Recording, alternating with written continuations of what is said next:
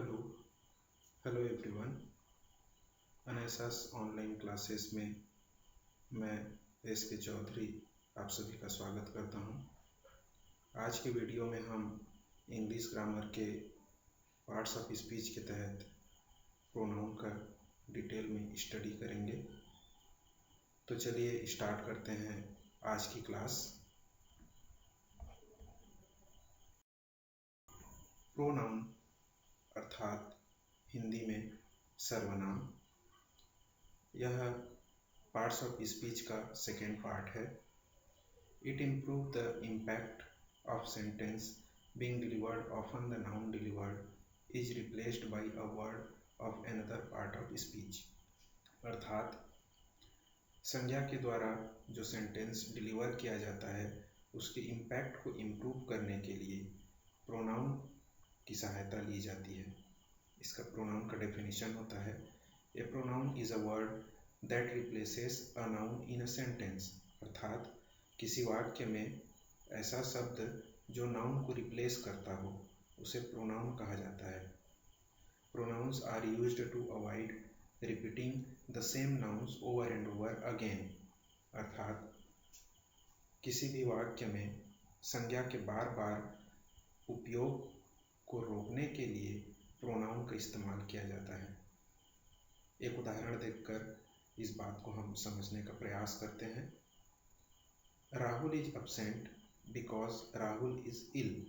अर्थात राहुल अनुपस्थित है क्योंकि राहुल बीमार है।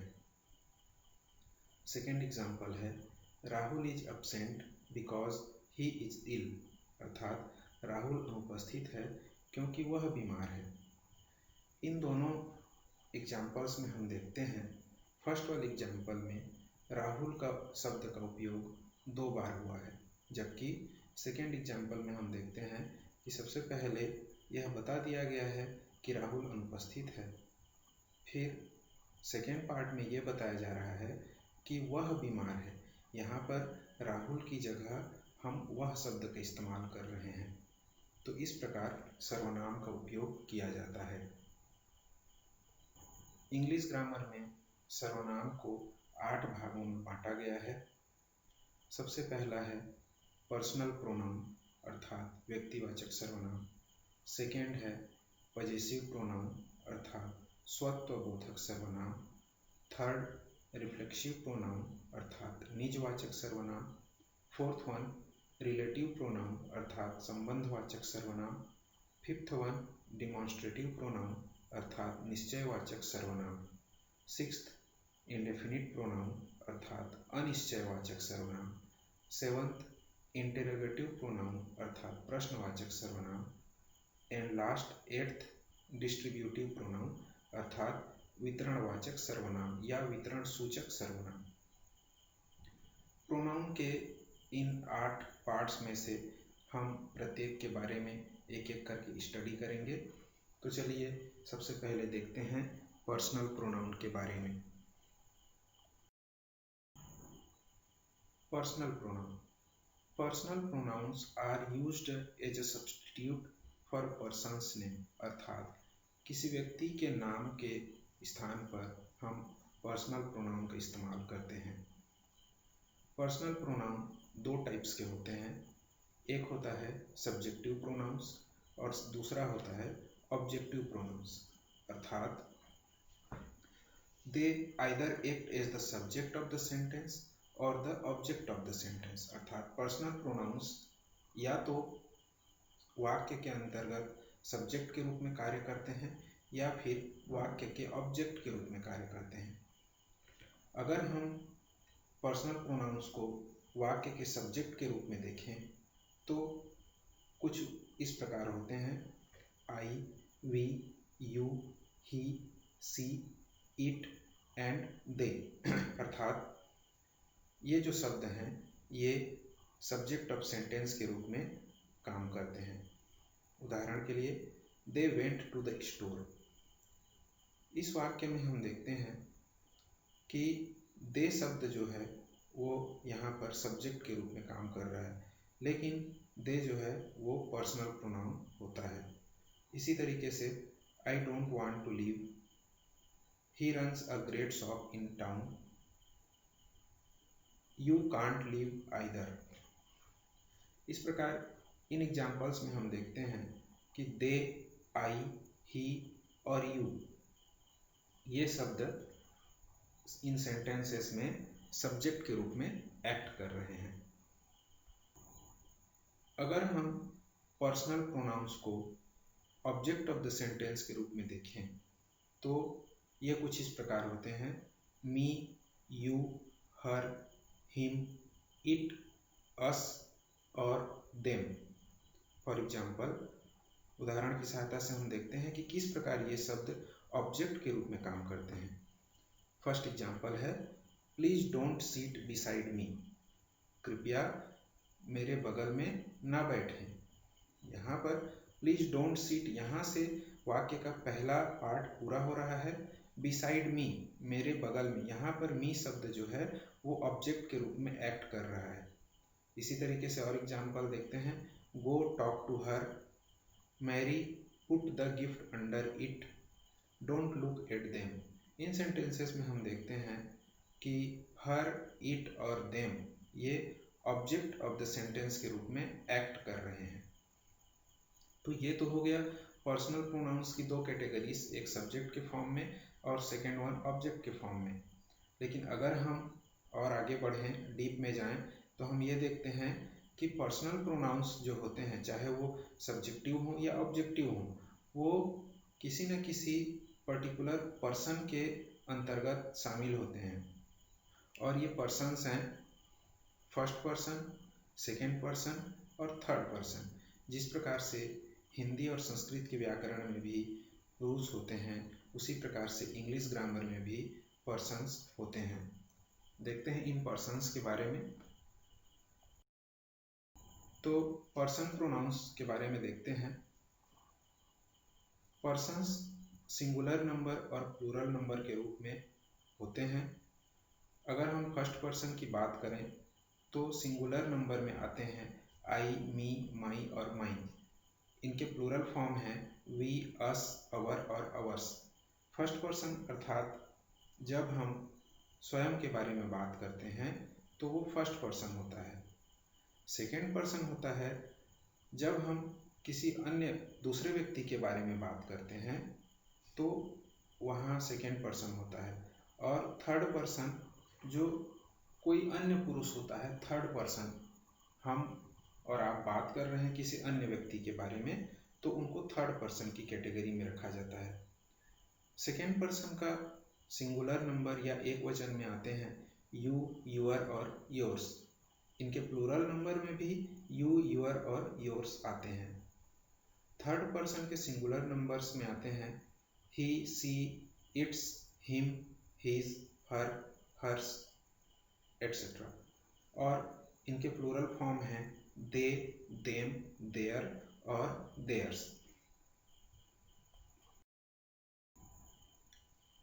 प्रोनाउन का अगला काइंड है पजेसिव प्रोनाउन, जिसे हिंदी में स्वत्वबोधक सर्वनाम कहा जाता है। The pronoun which shows the possession और ownership is called possessive pronoun. अर्थात ऐसे प्रोनाउन जो हमें ये बताते हैं कि किसी वस्तु पर, किसी व्यक्ति पर हम पजेस करते हैं या उस पर मालिकाना हक जताते हैं, तो वहाँ पर पजेसिव प्रोनाउन होता है। पजेसिव प्रोनाउंस कुछ इस प्रकार हैं: my, mine, hers, yours, our, ours, his, her, your, its, their etcetera. अब ये किस प्रकार से पजेशन शो करते हैं, एग्जाम्पल्स में देखते हैं हम। दिस इज माई हाउस, यह मेरा घर है। यहाँ पर घर पर स्वामित्व तो बताया जा रहा है कि यह मेरा घर है, तो यहाँ पर माई पजेसिव प्रोनाउन कहलाएगा। दिस इज माई बुक, यह मेरी किताब है। किताब पर स्वामित्व जताया जा रहा है, तो यहाँ पर भी माई पजेसिव प्रोनाउन होगा। दैट पेन इज माइन, वह पेन मेरा है। यहाँ पर माइन शब्द पजेसिव प्रोनाउन कहलाता है। She is riding her bicycle, वह अपनी साइकिल चला रही है, या वह उसकी साइकिल चला रही है। यहाँ पर हर शब्द पजेसिव प्रोनाउन कहलाएगा। All these mangoes are ours, ये सभी आम हमारे हैं। यहाँ पर भी मैंगोज पर स्वामित्व जताया जा रहा है, पजेशन दिखाया जा रहा है, तो यहाँ पर अवर्स भी पजेसिव प्रोनाउन कहलाता है। प्रोनाउन का अगला प्रकार है रिफ्लेक्सिव प्रोनाउन अर्थात निजवाचक सर्वनाम। समझते हैं इसको। A reflexive pronoun is the action performed by the subject is on the subject itself, अर्थात जब सब्जेक्ट स्वयं के बारे में कोई बात करता है तो वहाँ पर रिफ्लेक्सिव प्रोनाउन होता है। उदाहरण के लिए योर सेल्फ अर्थात तुम स्वयं, माई सेल्फ अर्थात मैं स्वयं, हिम सेल्फ मतलब वह स्वयं, हर सेल्फ मतलब वह स्वयं, देम सेल्फ यानी कि वे स्वयं, अवर सेल्फ यानी कि हम स्वयं इत्यादि। ये कैसे होगा? I will do it my self, मैं यह काम स्वयं करूँगा। यहाँ पर सब्जेक्ट अपने आप को इम्पैक्ट कर रहा है और अपने आप को रिफ्लेक्ट कर रहा है, तो यहाँ पर माई सेल्फ रिफ्लेक्सिव प्रोनाउन होगा। You have hurt yourself, तुमने स्वयं को नुकसान पहुँचाया है। यहाँ per your self reflexive pronoun कहलाता है। She had cooked herself, उसने खाना स्वयं बनाया है। We painted the wall ourselves, हमने दीवार को स्वयं से पुताई किया है। यहाँ पर अवर सेल्फ रिफ्लेक्सिव प्रोनाउन कहलाएगा। I myself like to travel, मैं स्वयं यात्रा करना पसंद करता हूँ। यहाँ पर माई सेल्फ रिफ्लेक्सिव प्रोनाउन है। He himself is his worst critic, she approved the marriage her self. तो इस प्रकार से हम देखते हैं कि रिफ्लेक्सिव प्रोनाउंस में या तो सेल्फ शब्द का इस्तेमाल होता है या फिर सेल्फ शब्द का इस्तेमाल होता है। प्रोनाउन का अगला काइंड है रिलेटिव प्रोनाउन अर्थात संबंधवाचक सर्वनाम। नाम से क्लियर है, हमें संबंध की बात करनी है। Relative pronouns are used to connect a clause or phrase to a noun or pronoun, अर्थात किसी नाउन या प्रोनाउन के साथ किसी अन्य क्लॉज या फ्रेज को कनेक्ट करने के लिए रिलेटिव प्रोनाउंस का इस्तेमाल किया जाता है।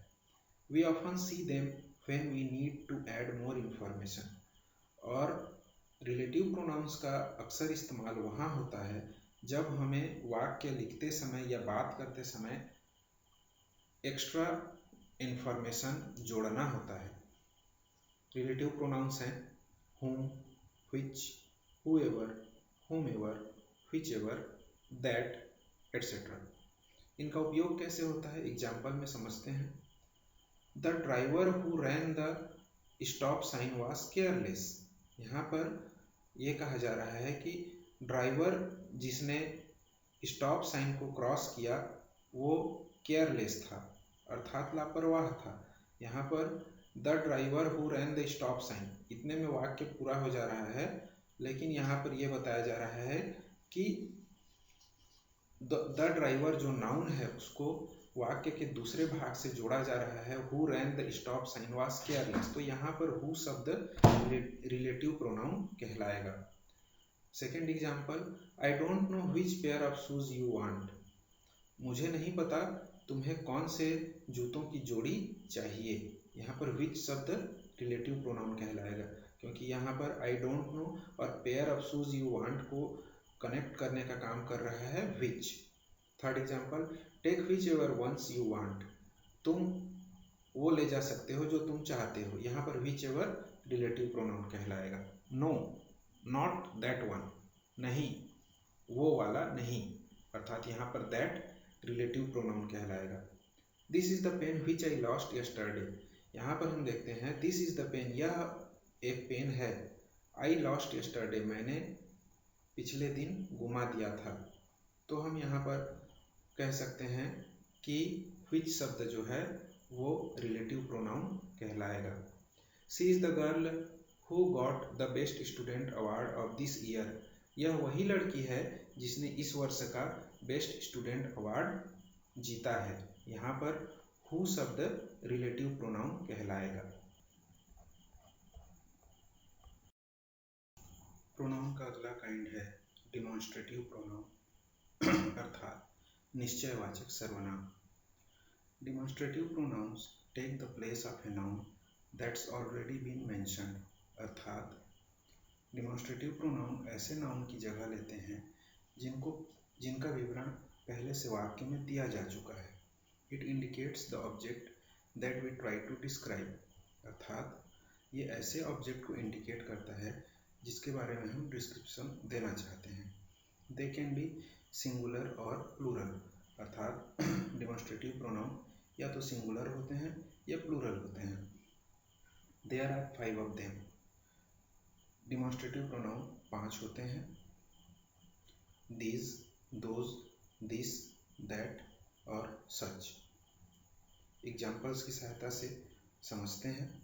दीज आर अगली, ये बदसूरत हैं। यहाँ पर ये निश्चय बताया जा रहा है कि दीज आर अगली। इसी तरीके से those are lovely, don't drink this, इसे मत पियो। यहाँ पर डिमॉन्स्ट्रेट किया जा रहा है कि don't drink this. Such was his understanding, this is my book, that was a bus stop. अर्थात यह निश्चित हो चुका है कि यह जो किताब है यह मेरी है। यह भी निश्चय बताया जा रहा है, निश्चित रूप से बताया जा रहा है कि that was a bus stop, वह एक बस स्टॉप था। तो इस प्रकार डिमॉन्स्ट्रेटिव प्रोनाउन होते हैं। अगला काइंड है प्रोनाउन का इंडेफिनिट प्रोनाउन अर्थात अनिश्चयवाचक सर्वनाम। The pronounce used in the sentence which do not refer to any particular person or object अर्थात ऐसे प्रोनाउन जो वाक्य में किसी विशेष व्यक्ति या किसी विशेष ऑब्जेक्ट को रिफर नहीं करते। We use them when an object does not need to be specifically identified। हम इंडेफिनिट प्रोनाउंस का इस्तेमाल तब करते हैं जब हमें वाक्य में किसी सब्जेक्ट या ऑब्जेक्ट को विशेष रूप से आइडेंटिफाई करना नहीं होता। इंडेफिनिट प्रोनाउन कुछ ऐसे हैं: few, all, some, something, any, anyone, someone, somebody, everyone, anything, anybody, nobody, etcetera. Examples देखते हैं।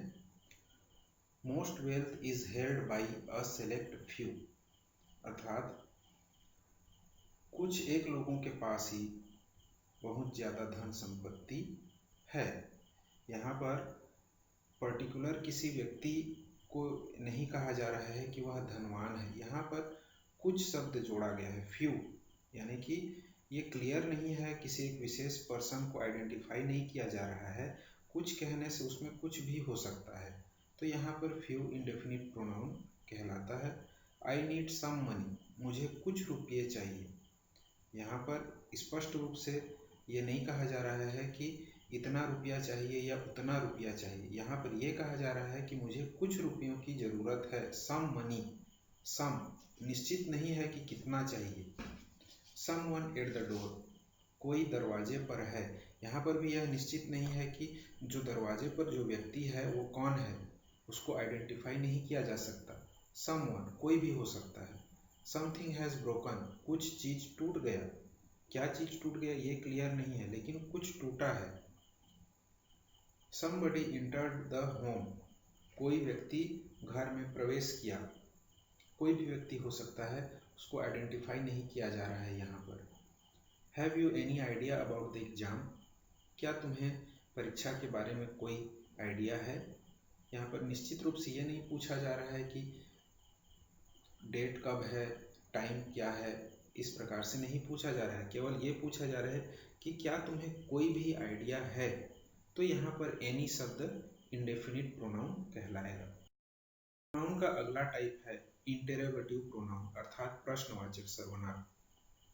The pronouns that are used for asking questions are known as interrogative pronouns. ऐसे प्रोनाउन जिनका उपयोग क्वेश्चन करने के लिए किया जाता है उन्हें इंटेरोगेटिव प्रोनाउंस कहा जाता है। who, which, where, what, why, how, whose, whom, etc. ये सब इंटेरोगेटिव प्रोनाउन कहलाते हैं। एग्जाम्पल्स: हु आर यू, तुम कौन हो। वेयर आर यू, तुम कहाँ हो। व्हाट आर यू डूइंग, तुम क्या कर रहे हो। विच इज योर क्लास, तुम्हारा क्लास कौन सा है। हाउ आर यू, तुम कैसे हो। Who is going to arrive first, कौन सबसे पहले पहुंचेगा। What are you bringing to the party, तुम पार्टी में क्या लेकर आ रहे हो। Which of this do you like better, इनमें से तुम्हें क्या चीज़ पसंद है। तो इस प्रकार इंट्रोगेटिव प्रोनाउन में से मैक्सिमम W शब्द से स्टार्ट होते हैं। तो हु, वेयर, व्हाट एटसेट्रा ये सब इंट्रोगेटिव प्रोनाउन कहलाते हैं। प्रोनाउन का अगला काइंड है डिस्ट्रीब्यूटिव प्रोनाउन अर्थात वितरणवाचक सर्वनाम। The pronoun which refers to the person or things taken one at a time is called as distributive pronoun। यानी कि ऐसे प्रोनाउन जो एक समय में किसी एक व्यक्ति या एक वस्तु को रिफर करते हैं, ऐसे प्रोनाउंस को डिस्ट्रीब्यूटिव प्रोनाउन कहा जाता है।